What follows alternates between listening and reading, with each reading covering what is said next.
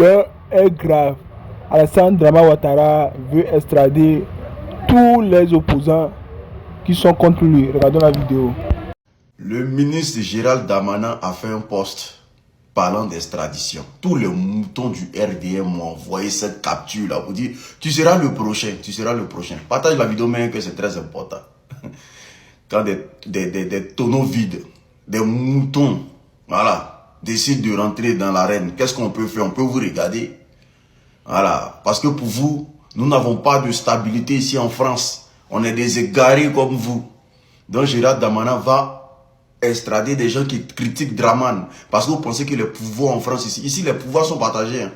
Il y a le pouvoir exécutif, le pouvoir législatif et le pouvoir judiciaire. Chacun joue son rôle dans le pays. C'est pas comme en Côte d'Ivoire là-bas où le président se gère tous les pouvoirs. Où le ministre lui se gère tous les pouvoirs. Où vous n'avez pas de droit là-bas. Là. C'est pas pareil, c'est pas comme ça.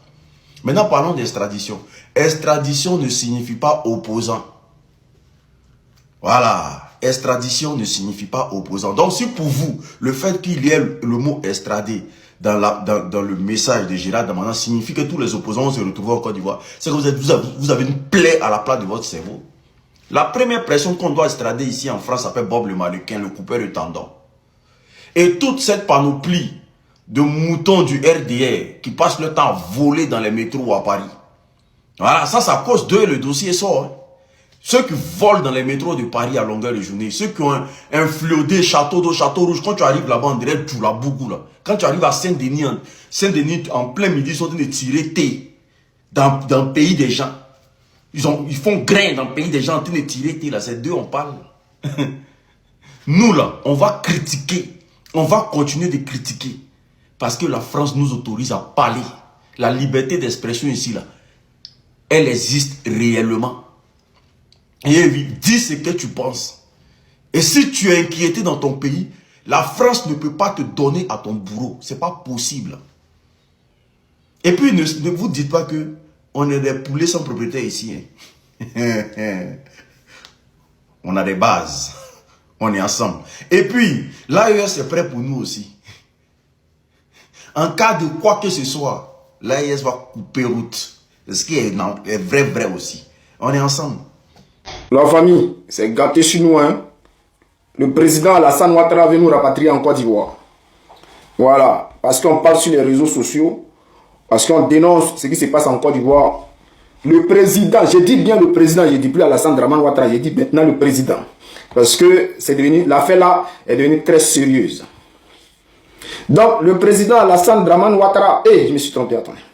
Le président Alassane Ouattara veut nous rapatrier en Côte d'Ivoire. C'est gâté sur nous. Et puis ils sont contents.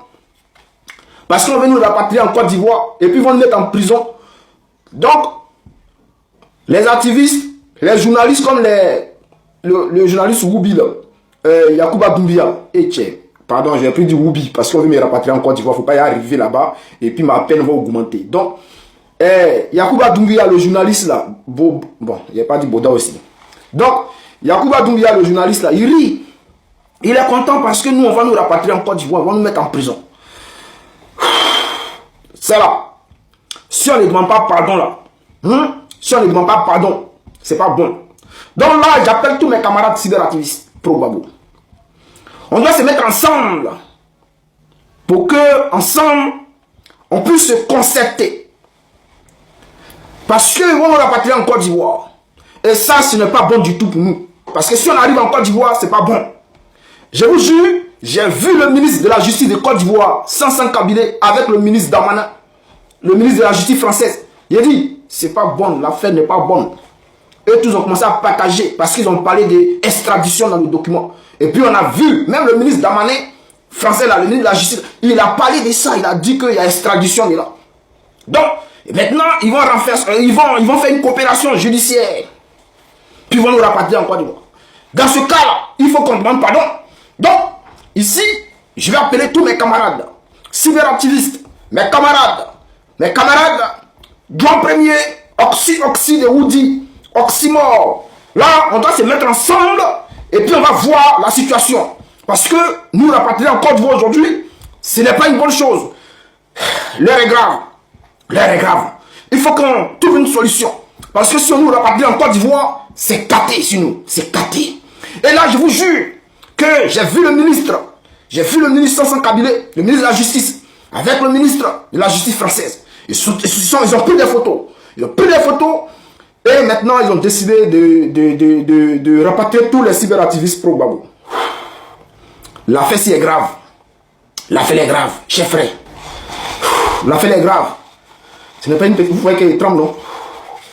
Il y a celui qui coule seul parce que c'est pas bon. Les gars, ils vont nous rapatrier en Côte d'Ivoire, c'est pas bon. Ah! Donc, le président Alassane Dramane, le président Ouattara, voilà. On va lui demander Yaki. On va demander Yaki parce que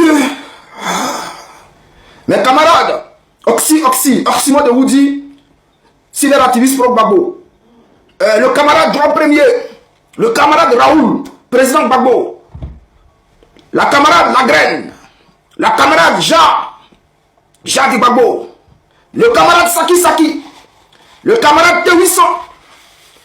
Il y a ceux qui courent sur moi parce que c'est chaud. On va nous rapatrier en Côte d'Ivoire. Camarade T800, il y a qui encore? J'espère que je n'ai pas oublié quelqu'un. Hein? Donc ici, j'appelle tous les pro-Gbagbo cyberactivistes. Nous devons nous mettre ensemble, faire une vidéo d'ensemble. Et puis, nous allons chercher à demander. Nous devons demander. Pour demander. Vous voyez, non? On doit. Il faut qu'on demande. Parce qu'il faut qu'on parle. C'est pas bon. On va rentrer en Côte d'Ivoire. C'est pas bon. C'est pas bon. On va importer le mouvement trop, c'est trop. Ça là, est-ce que encore je fais partie du mouvement trop, c'est trop? Là, la question reste posée. Est-ce que je suis encore... Non. Est-ce que je suis devenu RHDP? Est-ce que je dois devenir RHDP? Je dois faire comme le Amiral Blindé. Voilà. Putain. Ça là, si on ne devient pas RHDP, on va se retrouver tous en prison. Hein? Il faut devenir RHDP pour ne pas se retrouver en prison. Ouais. Donc là, on va demander... est-ce que si on devient RHDP... le ministre de sa cabinet, est-ce qu'il va me laisser tranquille si on devient RHDP?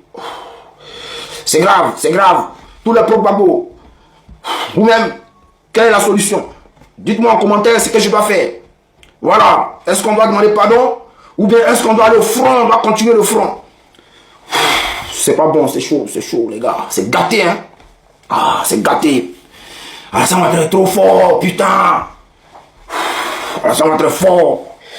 Il va venir attraper tous les cyberactivistes pro-Gbagbo pour les renverser à la Côte d'Ivoire. Donc là, on a demandé, bon, Oximo, Juan Premier, T800, Raoul Président, Lagraine, Raoul Président, il faut qu'on se mette ensemble, on doit se mettre ensemble pour, voilà, on doit demander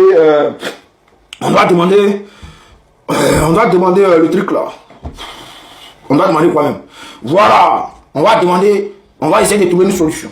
Voilà, on va trouver une solution. Alors, chef frère, chef camarade.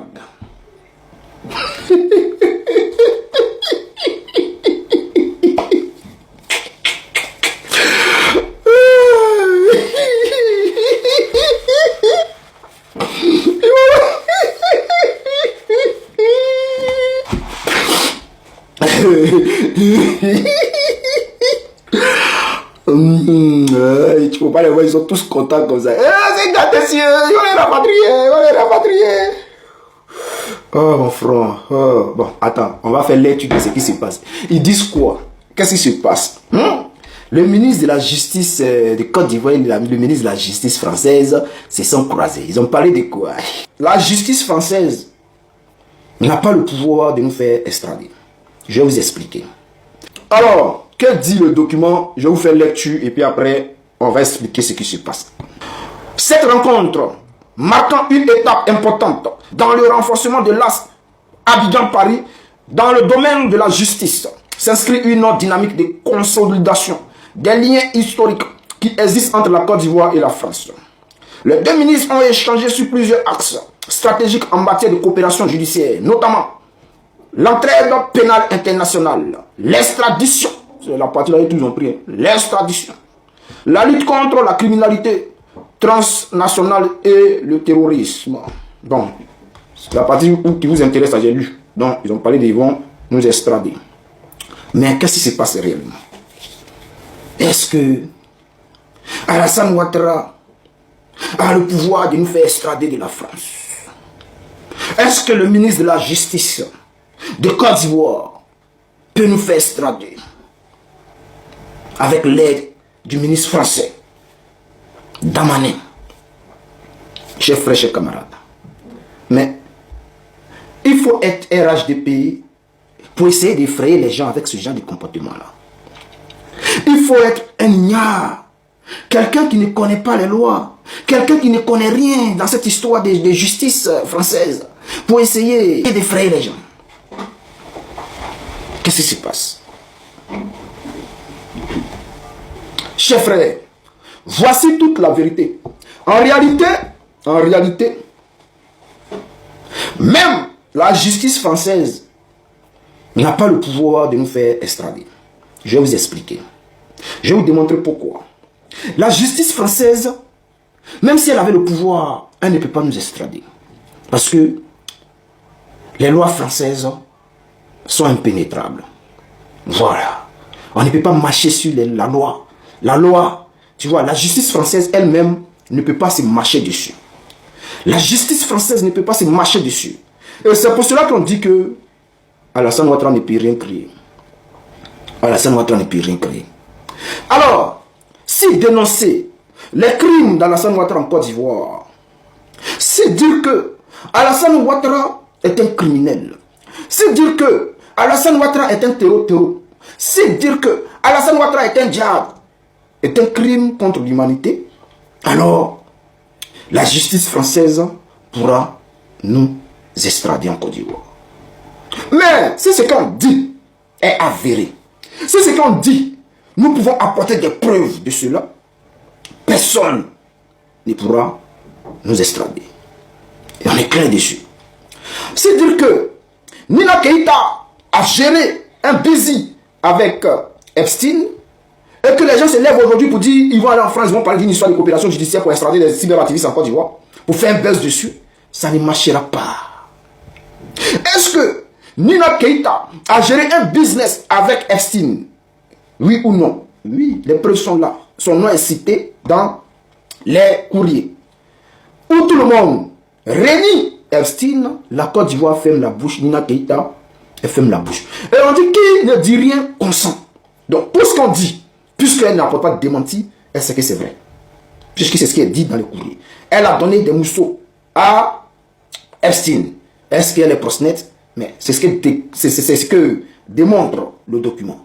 Alors, est-ce qu'on peut nous rapatrier en Côte d'Ivoire? Chers frères, chers camarades, on va faire une petite démonstration. On va essayer de regarder si la loi, que dit la loi française. Alors, je pose la question. Et je me demande. Je me pose la question. Je me demande si le mouton du RHDP, une fois que comment on les appelle là, les cadres posent des actions, est-ce qu'ils prennent la peine d'aller faire des recherches?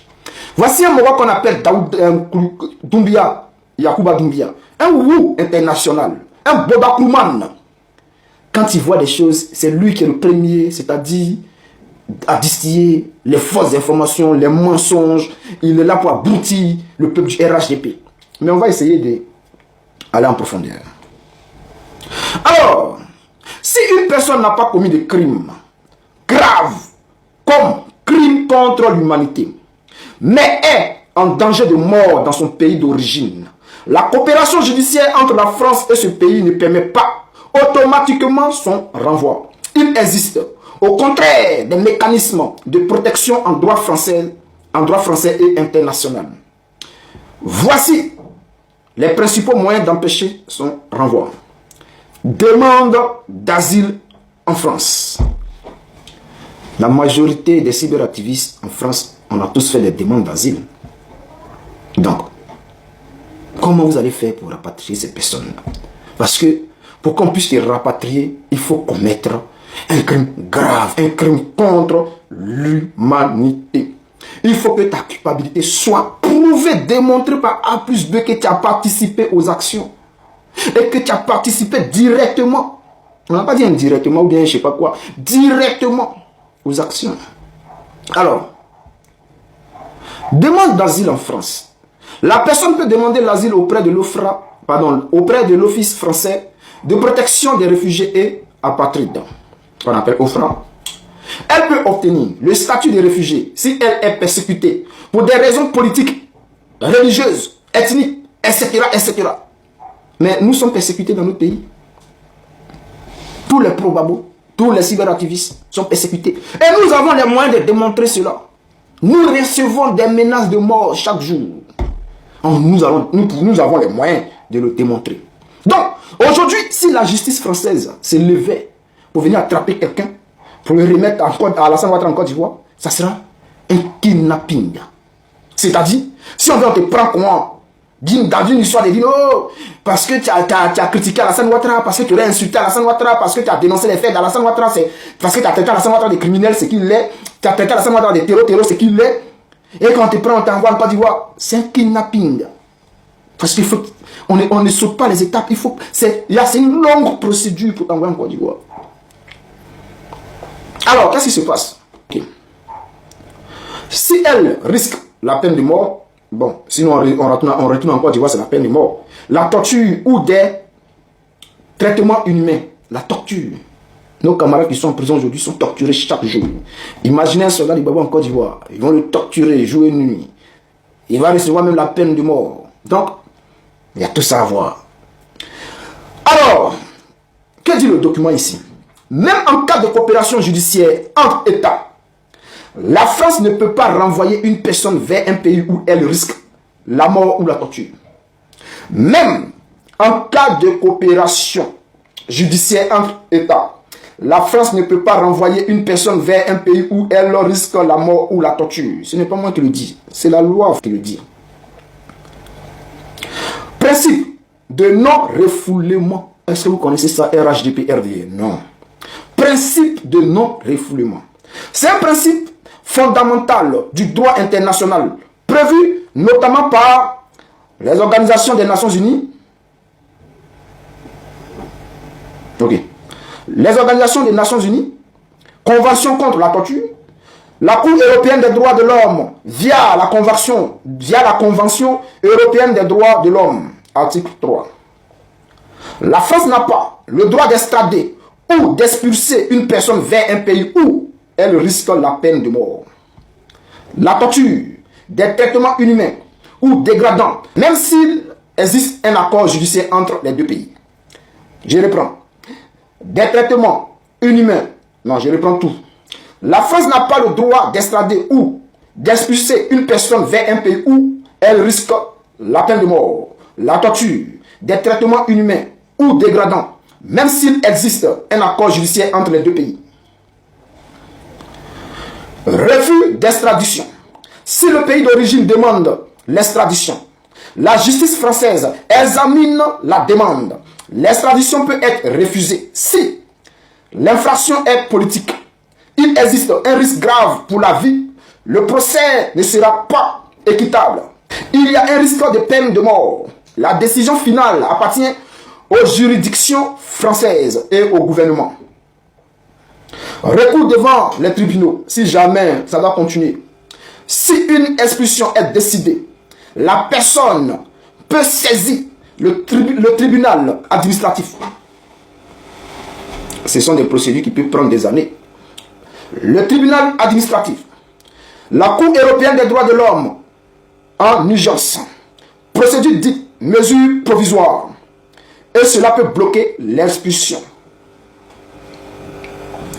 Important à comprendre, la coopération judiciaire signifie échange d'informations, extradition possible, entraide pénale, mais elle ne permet pas de contourner les droits fondamentaux. La France est tenue par ses engagements internationaux. En conclusion, tout ce que Sansa Kabila a fait, c'est du dabashi. C'est du dabashi. Il ne peut rien créer. Il ne peut pas venir corrompre la justice française. Il ne peut pas. Ici même, Nicolas Sarkozy est en prison. Comment ça, Marine Le Pen a été condamnée. C'est-à-dire les plus hautes personnalités politiques de la France sont condamnées ici par la justice. Parce que eux là, c'est pas une question qui a été président. Ou bien tu es un ministre comme Patrick Hachi, donc la justice ivoirienne ne peut rien contre toi quand on dit non que tu as détourné de l'argent. Non, ici là, tu t'amuses, on te prend. C'est pour vous dire quoi? C'est pour vous dire que la justice d'Alassane Ouattara ne peut rien créer dans notre histoire. C'est-à-dire votre histoire de coopération. Je vous rappelle que cette coopération judiciaire existe depuis 1962 là-bas. Depuis 1962, cette coopération judiciaire existe. Vous avez laissé Budapest maintenant. Vous êtes venu maintenant. Et puis vous allez voir, autant de Budapest. Oh, ils vont les rapatrier. Oh, les cyberactivistes vont être rapatriés. Oh, ils vont les rapatrier. Oh, zéro. Dagbaji. Aujourd'hui maintenant, oh, le ministre de la justice française. Oh, le ministre de la justice française. Oh, le ministre. Dagbaji. Zéro. Ça peut rien créer. Tout ce que vous êtes en train de faire là, c'est bruit. Jean voulait faire bruit pour embrouiller les pistes de Nina Keïta. Hein? Jean, on va parler de Nina Keïta. Mais elle vend le mouvement. On va parler de ça. On va en parler. Chers frères, chers camarades, chers frères ivoiriens, restons concentrés dans cette lutte-là. Ils ne peuvent rien créer, même si tu n'es pas demandeur d'asile. Ils ne peuvent pas t'envoyer à quelque part. Voilà. Maintenant, si tu veux aussi là, même si tu as plus de séjour, tu peux aller faire demande d'asile. Voilà. Maintenant, si tu veux aussi là, tu fais pas, et puis ça ne peut rien créer. Si jamais on te convoque à la police, là, tu prends ton avocat, tu t'envoies avec lui. Parce qu'il y a les policiers ici, ils ne maîtrisent pas. Il va aller voir, il va dire, oh, c'est que vous êtes en train de faire là, ça c'est IA, oh ça là c'est IA, oh ça là, c'est que tu as dit là, non, prends ton avocat, tu prends ta clé USB, et puis tu t'en vas. Toutes les preuves sont dedans, et puis tu t'en vas. Et puis on va voir quelque chose. Moi-même là, je veux même que on me convoque même, on va aller, et puis je vais demander à ce que mon procès là soit diffusé en direct, pour que les Ivoiriens, le monde entier puissent comprendre, savoir ce qui se passe réellement. Parce que Ouattara est un grand criminel. Et puis peut-être le monde entier ne le sait pas. Donc j'ai demandé à ce que le procès contre Alassane Ouattara, c'est-à-dire mon extradition, la demande d'Alassane Ouattara, il faut que ça soit public. Il faut que tout le monde sache ce qui se passe. Est-ce que vous connaissez encore RDA? Vous êtes Gawa, non? Vous ne connaissez rien encore. Chers frères, chers camarades, allez partager. Oh.